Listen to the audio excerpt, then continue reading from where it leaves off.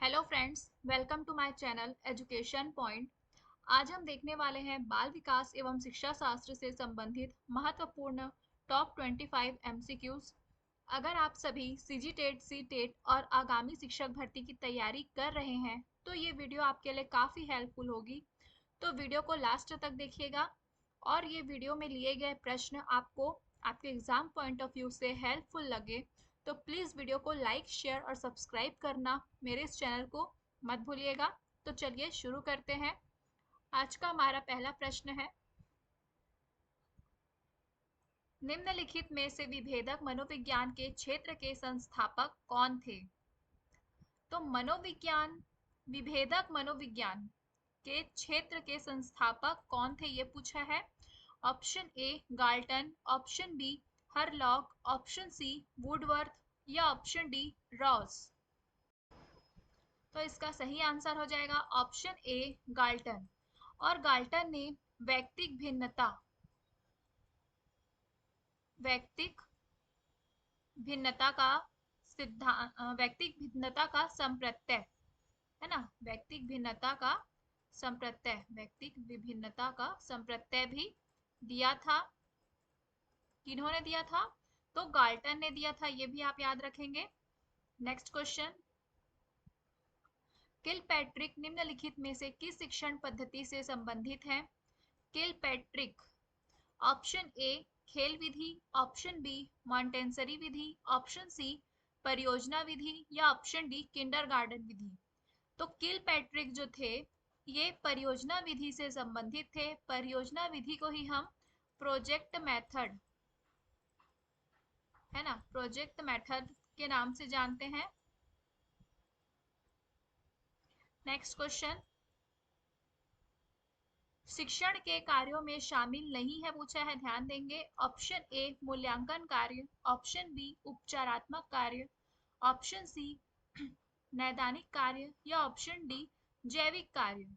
तो जब आप शिक्षण कार्य कर रहे होते हैं तो उसमें क्या क्या चीजें शामिल होनी ही चाहिए? तो मूल्यांकन कार्य, है ना, मूल्यांकन कार्य शामिल होना चाहिए, उपचारात्मक कार्य भी शामिल होना चाहिए और नैदानिक कार्य भी शामिल होना चाहिए। लेकिन आप ध्यान देंगे कि सबसे पहले क्या करेंगे? निदान करेंगे, है ना, फिर हम उसका निदान जानेंगे, फिर आएगा उपचारात्मक कार्य, फिर उसका उपचार होगा। तो इसका सही आंसर हो जाएगा ऑप्शन डी। ये जैविक कार्य जो है वो शिक्षण कार्य में शामिल नहीं होता। नेक्स्ट क्वेश्चन, निम्नलिखित में से किस मनोवैज्ञानिक ने उद्दीपक अनुक्रिया सिद्धांत प्रतिपादित किया है? उद्दीपक अनुक्रिया सिद्धांत यानी कि SR थ्योरी। उद्दीपक यानी कि स्टिमुलस, अनुक्रिया यानी कि रिस्पॉन्स। तो SR सिद्धांत किसने प्रतिपादित किया है? ऑप्शन ए स्किनर ने, ऑप्शन बी थॉर्नडाइक ने, ऑप्शन सी पावलाव ने या ऑप्शन डी कोहलर ने। तो इसका सही आंसर जानने से पहले हम ये जान लेते हैं कि इन्होंने किस पर प्रयोग किया था। तो बिल्ली पर प्रयोग किया था। अब इससे आपको हिंट तो मिल ही गया होगा, इसने बिल्ली पर प्रयोग किया था। इसका सही आंसर हो जाएगा ऑप्शन बी।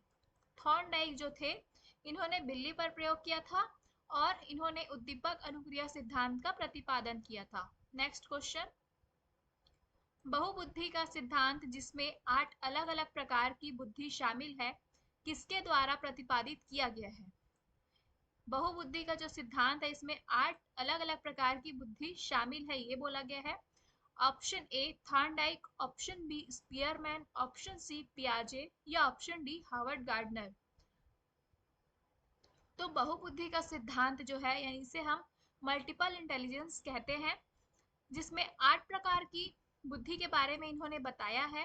ठीक है, तो इसका प्रतिपादन किया था हार्वर्ड गार्डनर ने। Option D is a right answer. Next question, अधिगम को प्रभावित करने वाले कारकों में शामिल है। ऑप्शन ए व्यक्तिगत कारक, ऑप्शन बी पर्यावरणीय कारक, ऑप्शन सी शिक्षक संबंधित कारक, ऑप्शन डी उपरोक्त सभी। तो अधिगम को प्रभावित करने वाले कारकों में ये सभी कारक जो हैं वो शामिल होते हैं। Option D is a right answer,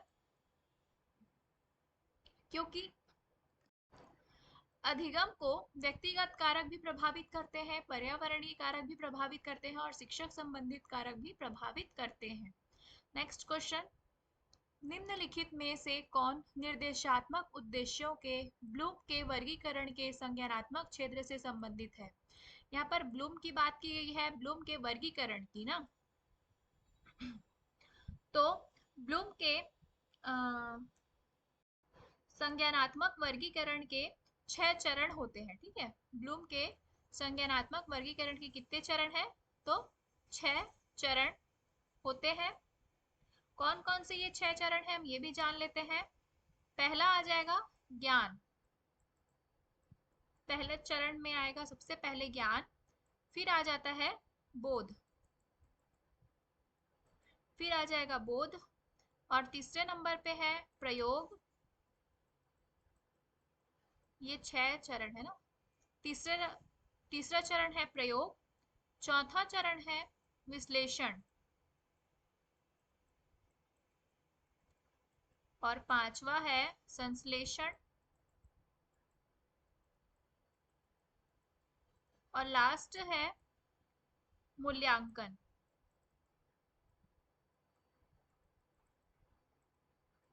ठीक, ये 6 चरण है। पहला है ज्ञान, दूसरा है बोध, तीसरा है प्रयोग, चौथा विश्लेषण, पांचवा संश्लेषण और छठवां मूल्यांकन।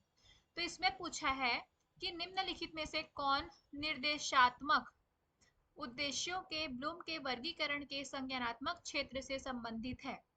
तो निर्देशात्मक उद्देश्यों से पूछा है ना, इसलिए ये किसके अंतर्गत आ जाएगा?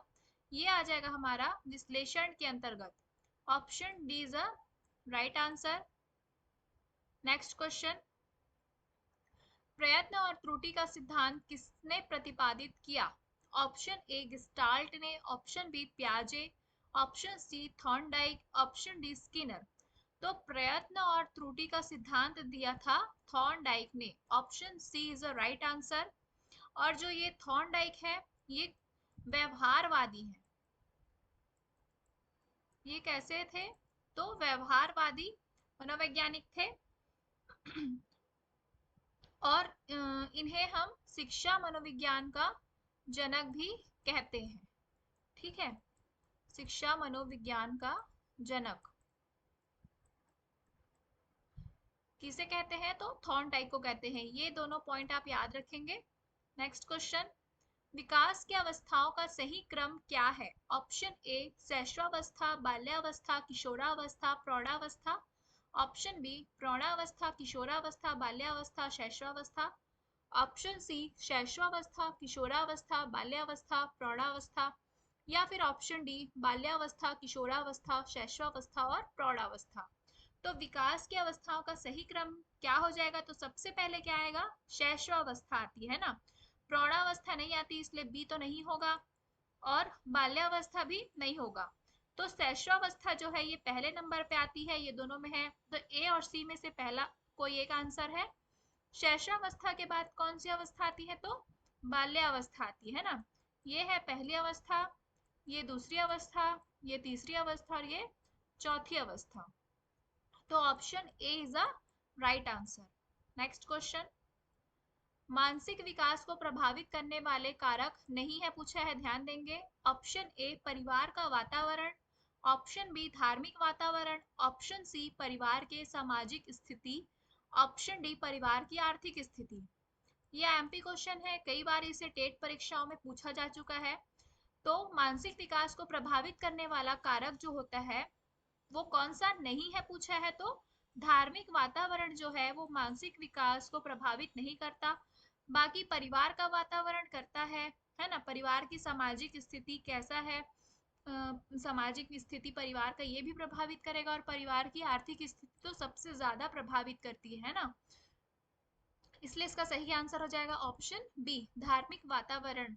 नेक्स्ट क्वेश्चन, बाल विकास के पक्षों में शामिल है। ऑप्शन ए शारीरिक एवं गतिक विकास, ऑप्शन बी संज्ञानात्मक विकास, ऑप्शन सी भाषिक विकास, ऑप्शन डी उपरोक्त सभी। तो बाल विकास के पक्षों में ये सभी शामिल है, शारीरिक एवं गतिक विकास, संज्ञानात्मक विकास, भाषिक विकास है ना। और भी है जैसे संवेगात्मक विकास, है ना, संवेगात्मक विकास और सामाजिक विकास, ये भी शामिल है। तो इसका आंसर हो जाएगा ऑप्शन डी, उपरोक्त सभी। नेक्स्ट क्वेश्चन, प्रकृति एवं पोषण विवाद निम्नलिखित में से किससे संबंधित है? ऑप्शन ए आनुवांशिकी एवं वातावरण, ऑप्शन बी व्यवहार एवं वातावरण, ऑप्शन सी वातावरण एवं जीव विज्ञान, ऑप्शन डी वातावरण एवं पालन पोषण। तो जो प्रकृति है इसका संबंध किससे हो जाएगा? तो आनुवांशिकता से, ठीक है, आनुवांशिकता से है। और पोषण जो है इसका संबंध हो जाएगा किससे? तो वातावरण से। तो इन चारों में से किसमें है ये? तो आनुवांशिकी वातावरण, ऑप्शन ए इसका सही आंसर हो जाएगा। प्रकृति आनुवांशिकता से संबंधित है और पोषण वातावरण से। नेक्स्ट क्वेश्चन, अंतर्दृष्टि सिद्धांत के प्रतिपादक हैं? Option A Skinner, option B Kohler, option C Pavlov, option D Thorndike. तो इसका सही आंसर हो जाएगा ऑप्शन बी, कोहलर जो है वो अंतर्दृष्टि सिद्धांत के प्रतिपादक है, ठीक है। और बाकी जो स्किनर है, पावलव है, थॉर्नडाइक है। स्किनर का कौन सा सिद्धांत था? तो क्रिया प्रसूत अनुबंधन का सिद्धांत था। पावलव ने जो सिद्धांत दिया था वो है शास्त्रीय अनुबंधन का सिद्धांत। और थॉर्नडाइक का जो सिद्धांत था वो था बहुकारक का सिद्धांत, या फिर ऐसा थ्योरी दिया था थॉर्नडाइक ने, है ना। तो ये जो तीनों थे, स्किनर, पावलव और थॉर्नडाइक, ये जो तीनों थे ये कौन थे? ये व्यवहारवादी के अंतर्गत आते हैं, ठीक है, याद रखेंगे, व्यवहारवादी है ये तीनों, ठीक। नेक्स्ट क्वेश्चन, बच्चों में भाषा विकास किससे प्रभावित होता है? बच्चों में भाषा विकास किससे प्रभावित होता है? ऑप्शन ए केवल आनुवांशिकता से, ऑप्शन बी केवल पर्यावरण से, ऑप्शन सी आनुवांशिकता एवं पर्यावरण दोनों से, ऑप्शन डी न आनुवांशिकता और न पर्यावरण से। तो बच्चों में भाषा विकास जो है वो आनुवांशिकता और वातावरण यानी कि पर्यावरण दोनों से प्रभावित होता है। Option C is the right answer. Next question, किन किन शिक्षण तकनीकों का एक साथ प्रयोग किया जा सकता है? ऑप्शन ए केस अध्ययन और भूमिका निभाना, ऑप्शन बी भूमिका निभाना और व्याख्यान, ऑप्शन सी भूमिका निभाना और सामूहिक चर्चा, ऑप्शन डी उपयुक्त में से कोई नहीं। तो किन किन शिक्षण तकनीकों का एक साथ प्रयोग करेंगे? तो इसका आंसर हो जाएगा ऑप्शन ए केस अध्ययन और भूमिका निभाना is a right answer. Next question, शिक्षण के चिंतन स्तर का लक्ष्य क्या है? ऑप्शन ए याद करने में सुधार, यहाँ पर चिंतन स्तर की बात की गई है ना। तो पहले ये देख लेते हैं कि शिक्षण के कितने स्तर होते हैं, है ना। तो शिक्षण के 3 स्तर होते हैं, जिसमें से एक है चिंतन स्तर। कौन कौन से होते हैं बाकी दो? तो पहला होता है स्मृति, दूसरा होता है बोध और तीसरा है चिंतन, ठीक है। स्मृति, बोध और चिंतन, ये हैं 3 स्तर शिक्षण के। स्मृति यानी कि रटना से संबंधित हो जाएगा, है ना। और बोध यानी कि 2 से अधिक चीजों में संबंध स्थापित करना, ये आ जाएगा बोध में। और चिंतन स्तर तो जैसे कि किसी भी समस्याओं को हल करने की के लिए चिंतन शक्ति का यूज करना या विकास करना, इसलिए इसका आंसर हो जाएगा, देखते हैं कौन सा होगा, ऑप्शन ए याद करने में सुधार। तो ये तो चिंतन स्तर में नहीं आएगा, ये स्मृति में आएगा, है ना, पहला स्तर में। ऑप्शन बी समस्याओं को हल करने के लिए चिंतन शक्तियों का विकास, ऑप्शन सी तथ्यों, सिद्धांतों और जानकारी को समझना, ये आ जाएगा अपना बोध में, या उपयुक्त में से कोई नहीं। तो इसका आंसर हो जाएगा ऑप्शन बी समस्याओं को हल करने के लिए चिंतन शक्तियों का विकास करना, ये आ जाएगा चिंतन स्तर के लक्ष्य में। नेक्स्ट क्वेश्चन, कक्षा संप्रेषण होनी चाहिए? ऑप्शन ए शिक्षक केंद्रित, ऑप्शन बी सामान्य केंद्रित, ऑप्शन सी छात्र केंद्रित, ऑप्शन डी पाठ्य पुस्तक केंद्रित। तो जो कक्षा संप्रेषण है वो कैसी होनी चाहिए, तो हमेशा छात्र केंद्रित होनी चाहिए। Option C is the right answer, क्योंकि छात्र को ही क्या कर रखा गया है, सेंटर में रखा गया है ना, छात्र को ही सेंटर में रखा गया है। बाल केंद्रित शिक्षा की बात की जाती है, तो इसलिए option C is the right answer. Next question, निम्नलिखित में से कौन से कारक बच्चों के शारीरिक विकास को प्रभावित करते हैं। ऑप्शन ए भौगोलिक वातावरण, ऑप्शन बी पौष्टिक भोजन, ऑप्शन सी अंतःस्रावी ग्रंथियां, ऑप्शन डी उपरोक्त सभी। तो ये सभी जो हैं वो किसी न किसी प्रकार से बच्चों के शारीरिक विकास को प्रभावित करते हैं। Option D is the right answer, है ना। क्योंकि भौगोलिक वातावरण जो है ना, जैसे कि बच्चे के आसपास का वातावरण क्या होना चाहिए, स्वच्छ होना चाहिए, है ना, गंदगी नहीं होनी चाहिए, अस्वच्छ नहीं होना चाहिए। ऑप्शन बी पौष्टिक भोजन होनी चाहिए, जैसे पौष्टिक भोजन ना मिले बच्चों को तो वो बच्चों के शारीरिक विकास यानी कि बच्चा क्या हो जाता है, कुपोषित हो जाता है ना। अंतःस्रावी ग्रंथियां भी कई प्रकार से बच्चों के शारीरिक विकास को प्रभावित करती है, इसलिए इसका सही आंसर है ऑप्शन डी। नेक्स्ट क्वेश्चन, निम्नलिखित में से कौन सा अधिगम सिद्धांत उद्दीपन अनुक्रिया सिद्धांत को प्रबल करता है। ऑप्शन ए शास्त्रीय अनुबंधन, ऑप्शन बी प्रयत्न और त्रुटि अधिगम, ऑप्शन सी क्रिया प्रसूत अनुबंधन, ऑप्शन डी अंतर्दृष्टि अधिगम। तो उद्दीपन यानी कि एस आर संबंध को प्रबल करता है, तो इसका सही आंसर हो जाएगा ऑप्शन डी प्रयत्न और त्रुटि अधिगम। और ये किसने दिया था, तो थॉर्नडाइक ने दिया था।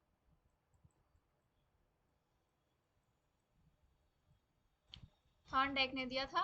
नेक्स्ट क्वेश्चन, निम्नलिखित में से कौन सी एक अच्छे परीक्षण की तकनीकी विशेषता नहीं है, पूछा है, ध्यान देंगे। ऑप्शन ए विभेदन, विभेदन को आप आंसर मत लीजिएगा, क्योंकि विभेदन के अंतर्गत ही क्या आ जाता है, वर्गीकरण। हम बच्चों का वर्गीकरण करते हैं, है ना, उसमें किस प्रकार मतलब उनके पाठ्य पुस्तकों का उनमें विभेदन करते हैं, है ना, मतलब किस चीज का, तो अच्छे परीक्षण को जांचने के लिए ना। ऑप्शन बी वैधता, तो मूल्यांकन में वैधता भी होनी चाहिए, वस्तुनिष्ठता होनी चाहिए और लागत प्रभावशीलता ऑप्शन डी। तो एक अच्छे परीक्षण की तकनीक यानी कि मूल्यांकन करने के लिए विभेदन होनी चाहिए, वैधता होनी चाहिए, वस्तुनिष्ठता होनी चाहिए, और क्या क्या होना चाहिए, तो विश्वसनीयता, व्यवहारिकता, तार्किकता, ये सभी होनी चाहिए, लेकिन लागत प्रभावशीलता ये नहीं होनी चाहिए, है ना। तो इसमें नहीं पूछा है, तो ऑप्शन डी इसका सही आंसर हो जाएगा।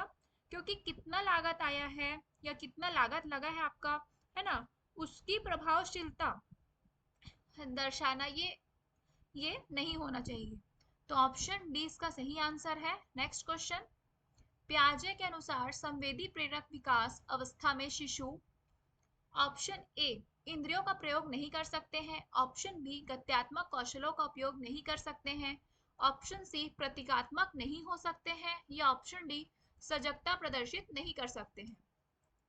तो पियाजे के अनुसार संवेदी प्रेरक अवस्था जो होती है ये कितने वर्ष की होती है, तो 0 से 2 वर्ष की अवस्था है ये, सबसे पहले तो, ठीक है। और ये इसमें पूछा है कि इस अवस्था में शिशु में होगा क्या नहीं होगा ना, तो इंद्रियों का प्रयोग नहीं कर सकते हैं, तो ऐसा नहीं है। इसी अवस्था में तो बच्चे इंद्रियों का प्रयोग करते हैं, ये सही है। गत्यात्मक कौशलों का उपयोग नहीं कर सकते हैं, तो कर सकते हैं।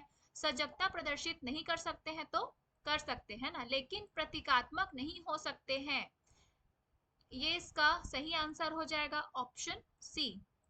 जो प्रतीकात्मक है ये संवेदी प्रेरक अवस्था में नहीं आएगी, ये आएगी पियाजे की दूसरी अवस्था में, जिसे हम किस नाम से जानते हैं, तो पूर्व संक्रियात्मक अवस्था, ठीक है, पूर्व संक्रियात्मक अवस्था के नाम से जानते हैं इसे हम।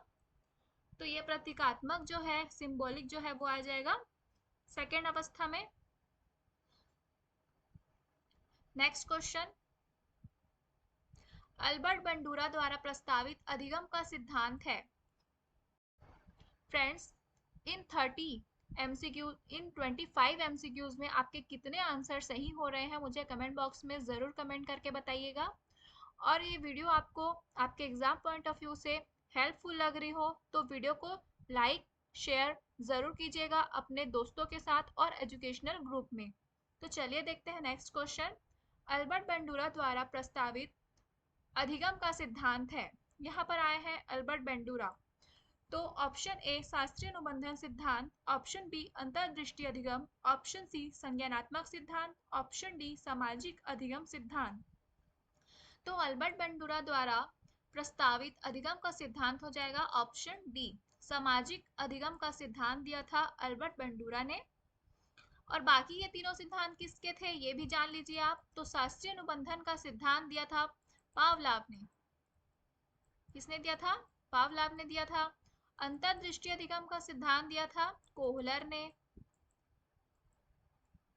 और संज्ञानात्मक सिद्धांत दिया था पियाजे ने। Next question. व्यक्तित्व को मापने के लिए 16 व्यक्तित्व कारक प्रश्नावली किसने दी थी? इसे हम 16 पीएफ कहते हैं, यानी कि पर्सनालिटी फैक्टर है एक प्रकार से। तो इसका सही आंसर हो जाएगा option A R B Cattell, option B Spranger, option C Sheldon या फिर ऑप्शन डी आलपोर्ट। तो 16 व्यक्तित्व कारक प्रश्नावली किसने दी थी? तो आर बी कैटल ने दी थी। Option A is the right answer. Next question. किसने कहा दो बच्चों में कोई समान क्षमता नहीं होती है? Option A Hurlock, option B Crow and Crow, option C Nunn, option D Sorenson. तो ये कहा था कि दो बच्चों में कोई समान क्षमता नहीं होती है, ये कथन है ऑप्शन ए हरलॉक। हरलॉक ने कहा था। Option A is the right answer. Next question. ये इस वीडियो का लास्ट क्वेश्चन है। आगमनात्मक तर्क में शामिल है। तो आगमनात्मक तर्क में क्या शामिल होगा? ऑप्शन ए सामान्य से विशिष्ट तक तर्क, ऑप्शन बी विशेष से सामान्य तक तर्क, ऑप्शन सी ज्ञान का सक्रिय निर्माण और पुनर्निर्माण, ऑप्शन डी पूछताछ और ह्यूरिस्टिक अधिगम विधियां। तो आगमनात्मक तर्क इसमें हम उदाहरण से, है ना, इसमें हम उदाहरण से नियम की ओर जाते हैं। ठीक है, उदाहरण से नियम की ओर जाते हैं, इसे हम क्या कहेंगे? आगमनात्मक तर्क। तो इसके अंतर्गत आ जाएगा विशेष से सामान्य तक तर्क शामिल है। Option B is the right answer. पहले विशेष, उसके बाद फिर सामान्य तर्क, ये होगा उदाहरण से नियम की ओर आगमनात्मक तर्क। और यदि यहीं पर निगमनात्मक तर्क पूछ दे, है ना, निगमनात्मक तर्क पूछ दे तो उसमें आ जाएगा सामान्य से विशेष तक तर्क। और ये जो निगमनात्मक तर्क होता है ये नियम से उदाहरण की ओर होता है। ठीक है, तो ये थे आज के टॉप 25 एमसीक्यूज। अगर आपको इस वीडियो में लिए गए प्रश्न अच्छे लगे हो तो इस वीडियो को लाइक शेयर और सब्सक्राइब करना बिल्कुल भी मत भूलिएगा, ताकि इसी तरह मैं और भी वीडियोस आप लोगों के लिए ला सकूं, क्योंकि सीजी टेट का पेपर काफ़ी पास आ चुका है। तो आप प्लीज़ वीडियो को शेयर ज़रूर कीजिएगा अपने दोस्तों के साथ, ताकि वो लोग भी इससे अपनी तैयारी कर सकें। Thank you for watching.